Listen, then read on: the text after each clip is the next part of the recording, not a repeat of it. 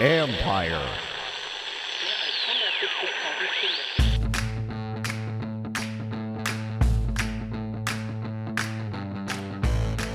Hello and welcome to my podcast. Do me a favor, subscribe to the John Keim Report wherever you get your podcast. You're watching on YouTube, hit that like button, hit that subscribe button. You can find us there as part of Empire Media. That's AMPIRE. Always much appreciated when you tune in. And don't forget, you can always read my work on ESPN.com.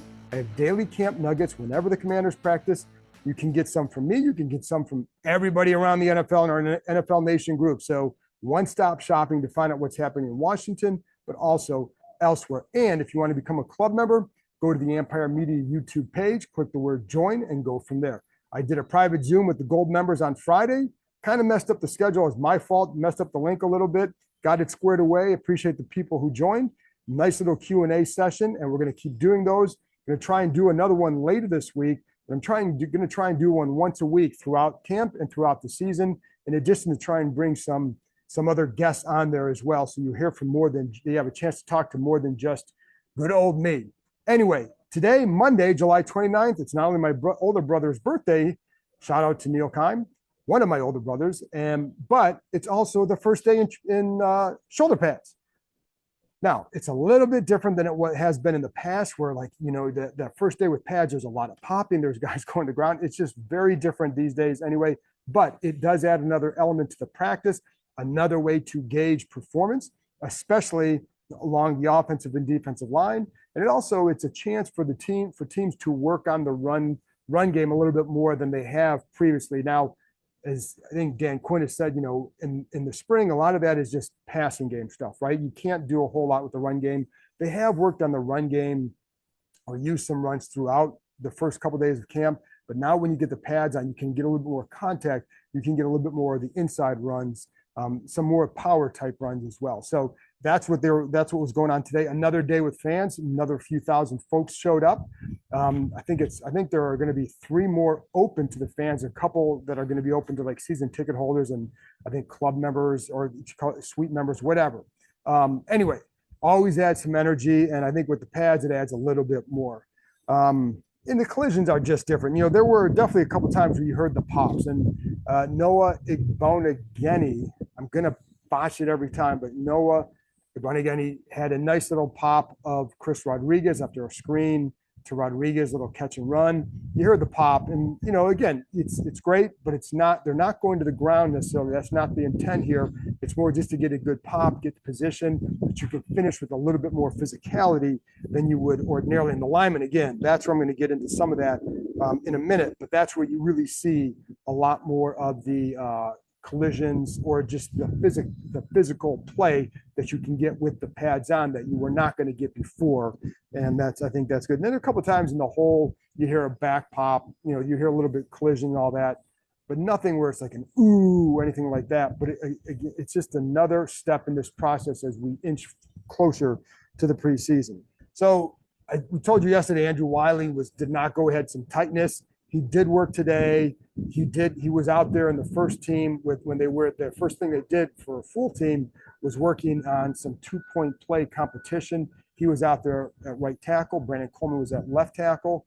Wiley, there were a couple times late, it looked like he came out a little bit, but they never said tightness where, just that tightness. And they don't have to be very specific about injuries right now, but suffice to say that's what it was. It was not about competition, but I will say, I don't think anybody should feel comfortable, including Wiley. It's not like he's coming off a Pro Bowl year. So if they felt like Cornelius Lucas at left tackle and Coleman at right tackle was the best thing, that's where you need to go. But that's not even saying that that's what they're doing. I'm just saying I don't, even though his absence was more related to health, I don't think anybody on the, you know, outside of, I mean, he shouldn't feel comfortable. Just the results weren't there, but he's another guy I'm curious to see how the impact is on how they call the game, what they do, et cetera, because I think, you know, there's a lot of guys that could be helped by different and better coaching.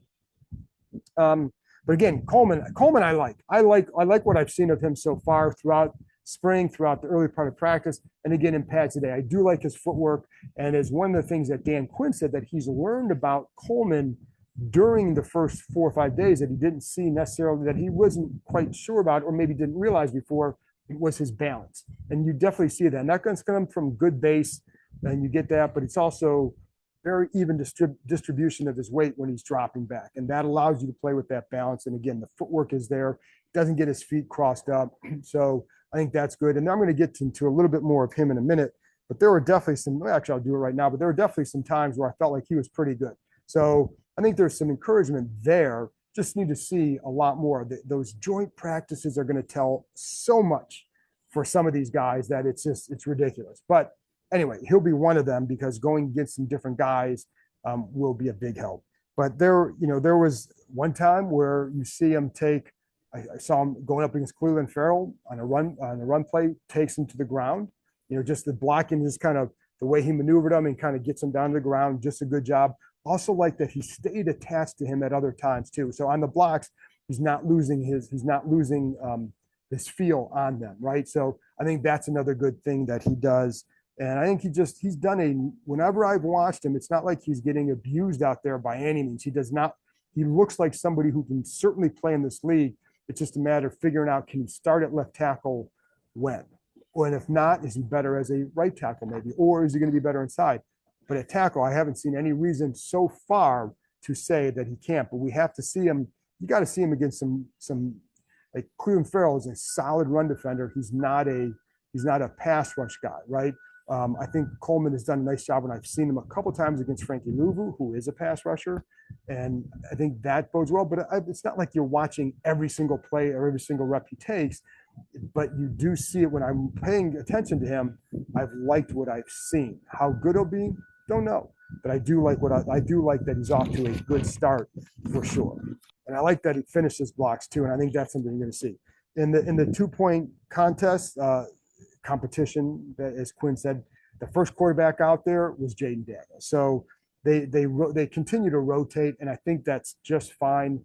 I don't know that and we've talked about this before. I don't want to go too deep in this again, but I don't know that there's a right way or wrong way to approach it. But what I do know is I understand the reasoning behind the approach they're taking with Daniels, and I think it speaks to the organization not wanting to make him. It's not just on the field, but they're going not so much out of their way, but they're really treating him as a guy who's just here to do what he needs to do, right? He's not above anything. You don't see him in the promotional material the way you would have seen other first-round quarterbacks here when they're trying to sell hope and tickets. You're not seeing that. So you're letting him earn everything he's going to get.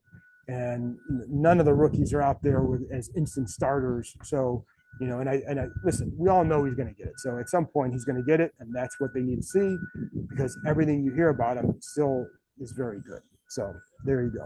The next group after the first group, it was Trent Scott at left tackle, Cornelius Lucas at right tackle. One thing I wonder about with Lucas in this, they're going to run some screens here, right? You're going to run a lot of screens, decent number of screens. How is he going to be in the open field? Will he be effective out there? There was one screen today where screen to Brian Robinson to the right. Jeremy Chin just kind of zipped past Lucas in the open field. Tough to block a safety, but you're going to need to get something on him, right? You're going to need your hands on him to create some sort of situation for Robinson to gain yards after the catch. In this instance, he wasn't going to get anything because Chin made a really good read. So that's something I'm going to want. Not saying that he can't do that, but just saying I want to watch how that develops, because I think that's going to be something to watch. And could that be effective? And I haven't seen Coleman do that either. So I want to see Coleman do it as well. So I think that's just something to watch in this offense as we go forward. Will Jaden Daniels climb to the top of the NFC East? Will the Commanders zip past the competition? We'll have to wait until the season starts to see, but you can get a head start on the competition this summer at the Adventure Park at Sandy Spring. Named the #1 aerial adventure park in North America by USA Today, the country's largest ropes course and zipline park is now open 7 days a week. Located in the heart of Montgomery County, Maryland, the Adventure Park offers climbing, ziplining, axe throwing, food, and more. Experience adventure day or night with your family, or leave the kids at home for one of the exclusive Keep It Lit adult-only events. These summer date nights are perfect, featuring glow lights, music, fire pits, and endless adventure. With challenges anywhere from beginner to expert, there is something for all skill levels. Not looking to scramble through the trees? Keep your feet planted in the pocket and throw a perfect spiral at axe throwing. You can throw at traditional targets or play any number of interactive games. You can even upload your own image. Anytime you're thinking about reaching new heights, make sure you know before you go. The Adventure Park at Sandy Spring is the only ACCT accredited park in Maryland or Virginia. So there you have it, folks. The best climbing, ziplining, and axe throwing in the country right here in the DMV. Reserve your adventure today at www.theadventurepark.com/kind. Braden Daniels, last year's 4th-round pick, kind of been a forgotten guy, and to be honest, for good reason. He didn't show last year, and then he got hurt and he's out for the year. So you didn't see enough to say like, oh my gosh, he could do something. He has been working almost exclusively at guard, both guard spots. I think that's just a much better spot for him. He can, if he's able to develop, he gives them a young athletic guard that maybe in a couple of years could do something. And I don't know if he's going to develop. Keep your eye on him. But he as a tackle, he was athletic, but he wasn't a very good tackle. And, it takes more than athleticism. It's going to take some technique is a big deal. I mean, Trent Williams was an unbelievable tackle when he came out and was very good right away because of that. But he was an elite athlete, not just a good athlete. He was elite. And then he became an elite player when he matched that talent with the film study and just being a little bit more than just, hey, I'm just going on athleticism. He went on for his wisdom and athleticism. Whereas with Daniels in college, you did not see the athleticism help him enough. He just didn't look very good there. They didn't see it last year either. But can they refine him as a guard where you use athleticism? We'll see. And so, but that's where he's been playing a lot more, and haven't watched a ton of him. I will say a couple times when I've seen Jamin Davis win on a pass rush, it's typically been against Daniels. And just maybe a coincidence. Saw it in the spring one time. I noted that, Davis won that rep. And then I said, okay, it was against Braden Daniels. That was as a tackle. Then today, Davis went up against him in a red zone situation and was able to drive Daniels back and just kind of get under his pads. Good power by Davis, but it was a play where Daniels is going to have to learn to anchor on that as well and could not. So see how he develops, but that's where he's been working. And again, if he hits, he would give them if you can develop him, because he doesn't have to hit right now. Like, this is not a guy that they're wedded to. So if you get something out of him and you can develop him, that's all good. Let's get to another one. Zach Ertz and Bobby Wagner talked to the media today. And so naturally, the questions to Dan Quinn were somewhat about those two, at least a little bit. And the one thing, because my question is, all right, we know that they're older. We know there are things they can no longer do because they're a little bit older, et cetera. But what can they do better because they are older? And I think, and I asked Quinn then, I asked both those guys that.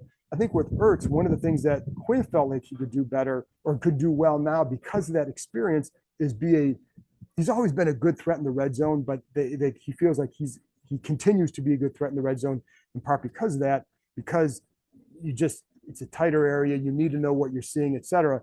Although Ertz kind of felt he was always good there, but what he did say is I think he understands leverages more and reading coverages better. And I think those are things that can help you get into a route quicker. Maybe he's not going to get 10 yards after the catch, but if you get that 9 yards of a catch over the middle, that helps. And the other thing he does is he's pretty much it seems like he talks to Jaden Daniels after every play.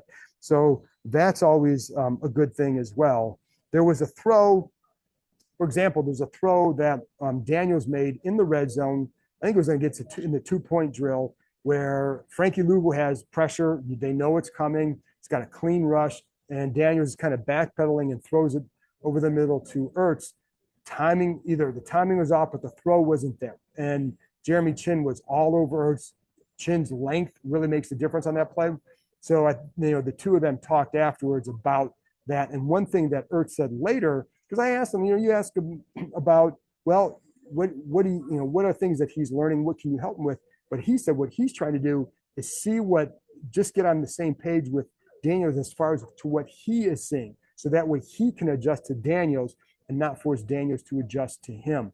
That's what a veteran does as well. And as far as Wagner goes, you need to be respectful of these guys. This guy's going to the Hall of Fame. He's 34. He's not done.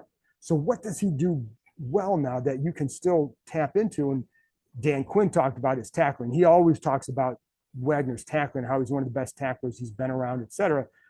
For Wagner, though, that he said he's a better film studier. So he understands what he's seeing even better, which can help him. Then it also helps him relay information to teammates. So it allows you to play just a little bit faster. Is he the same guy he was 5 years ago? No, but he can still do things because he's evolved as a player. And that's, again, curious to see how that goes for them this year and what he indeed does have left. But when he does make plays, you can credit a lot of that. The instincts come from a lot of study and a lot of wisdom and having seen things. And as even like Ertz said, there isn't a coverage that he hasn't seen. So that helps. Like you go out there and say, okay, I've seen this. I know what I'm supposed to do. And it makes you a better target for a young quarterback. And maybe it can just, even if it's just moving the chains, if you're not making 20 yards after the catch, whatever, you're moving the chains, that helps the team. And it also helps the young quarterback know what can help him see what you're seeing as well. So, but anyway, just found it interesting talking to those guys about all that, because they are, same with Eckler. Like when you have guys at that stage, you can say, okay, they're older, what do they have? And that's all true. And they have to show that they can still play at a certain level. But the reason they can still play and perform in this league is because of the wisdom they've gained along the way and know how to put into play. Jeff Driscoll had one of the good throws in the two-point drill back of the end zone to Jamison Crowder. I like having Crowder around here. I have always enjoyed Jamison Crowder. He's been working as their first punt returner. We'll see if that sticks at the end of the year or into the summer. But he can still help you as a receiver, as a backup. So we saw that last year as a slot receiver. So if you need something more, you can get something more from him. One of the things that with the defensive backs that I was watching today, and this is something I'm going to talk, and I talked to Emmanuel Forbes, and I want to talk to some others just about differences that they're getting from the coaching staff, right? And just different techniques or whatever.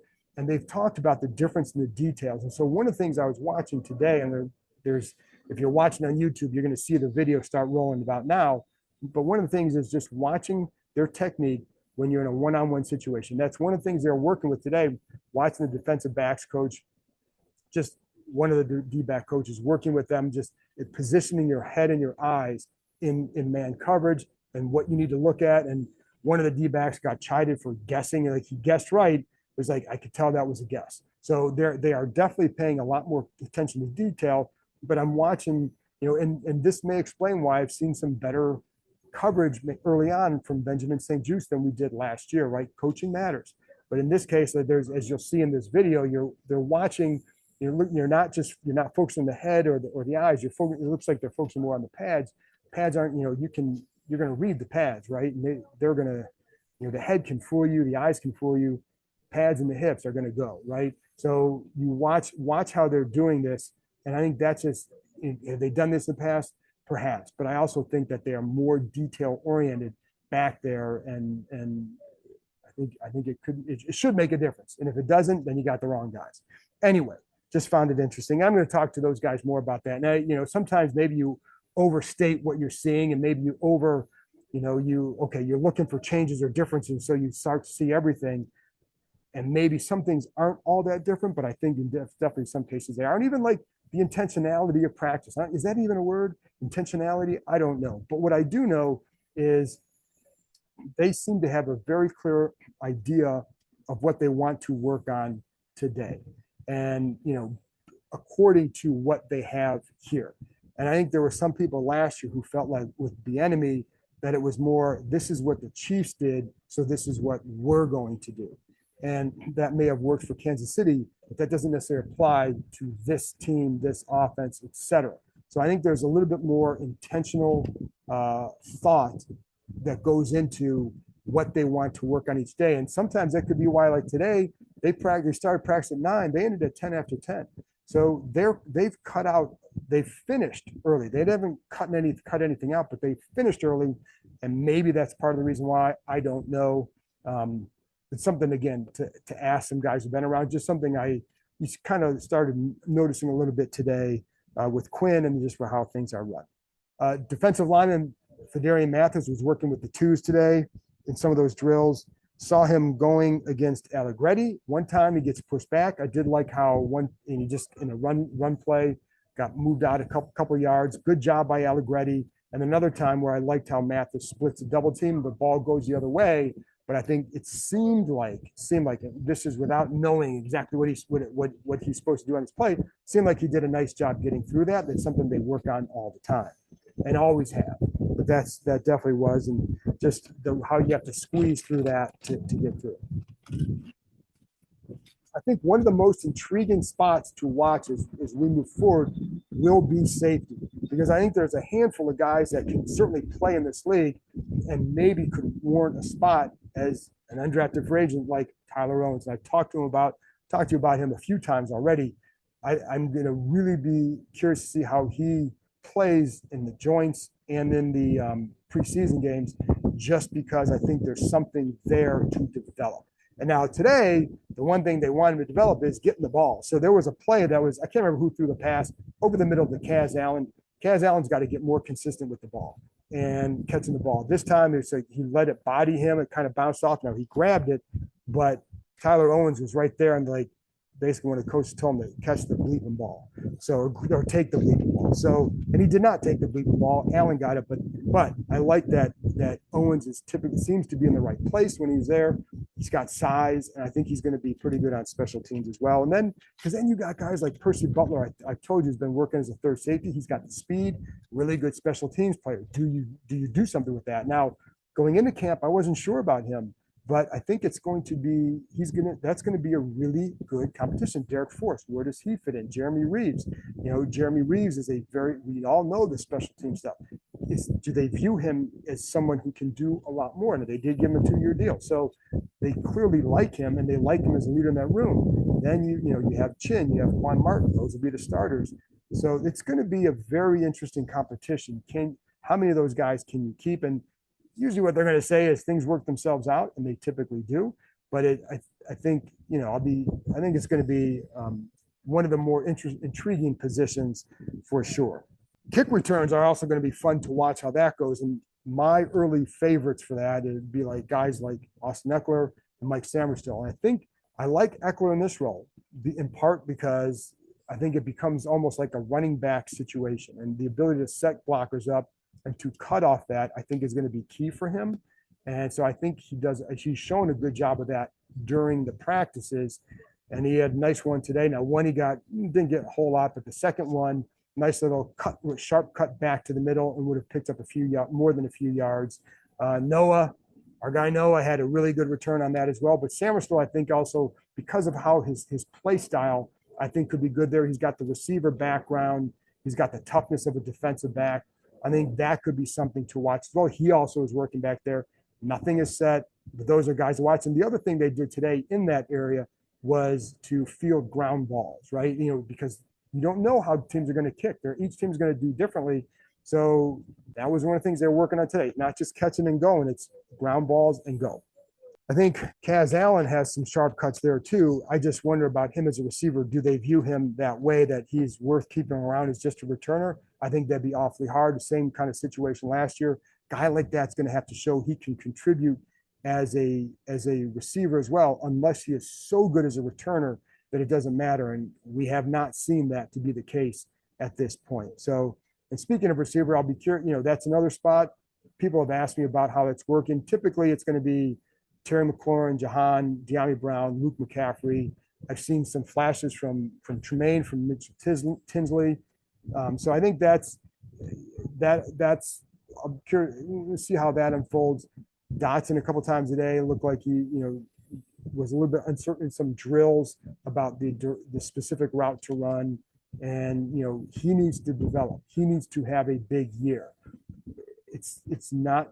I think for him, a lot of it is getting off the line and then being more consistent catching the ball, because he can make big plays when he does. He can really create separation at the top of routes. So you want to make sure that you're able to use that, but he's got to help finish that. And Zacchaeus has done a nice job when I've seen him. So anyway, Jamin Davis working a lot with the threes as a defensive end. Haven't haven't seen him as a linebacker during camp. I haven't watched every time he's taken a rep. I haven't seen him 11-11s. Typically when I'm watching, if it's watching drills, they're on the other side of the field from where I often am. But he's been working with the edge guys. So again, they're going to give him more than a few days to really see what he can do there. And then the other thing that Ertz was talking about, he was with Cliff Kingsbury a couple of years ago in Arizona. He said that Kingsbury seems rejuvenated. And in fact, Ertz said he feels younger as well. I think there's just a different vibe in this building. And the one thing is that they were talking about too, Ertz and Wagner, like you can't just let that be the end, right? You've got to capitalize on this, the feeling or how you feel about what's going on here and taking it more than just like, hey, you went from 4 wins to 7 wins. I think they're going to want to do a little bit better than that. But as far as Kingsbury goes being rejuvenated, I've heard other people say that as well. And Kingsbury said that, but people who have been around him a lot in the building have said the same thing. And it's funny because I think there's assumption that, hey, if they do really well, then he's probably going to get hired away. Now, maybe he will. But I also have gotten the sense that he'd probably be okay coaching here in this role for a few years.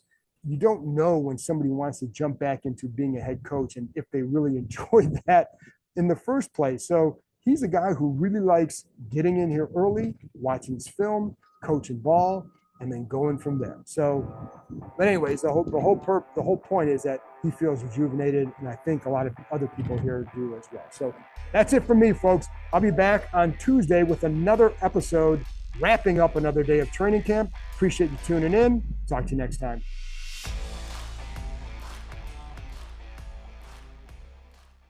If your job at a healthcare facility includes disinfecting against viruses, you know prevention is the best medicine, and maintaining healthy spaces starts with a healthy cleaning routine. Grainger's world-class supply chain helps ensure you have the quality products you need when you need them, from disinfectants and cleaning supplies to personal protective equipment, so you can help deliver a clean bill of health. Call 1-800-GRAINGER, click Grainger.com, or just stop by. Grainger, for the ones who get it done.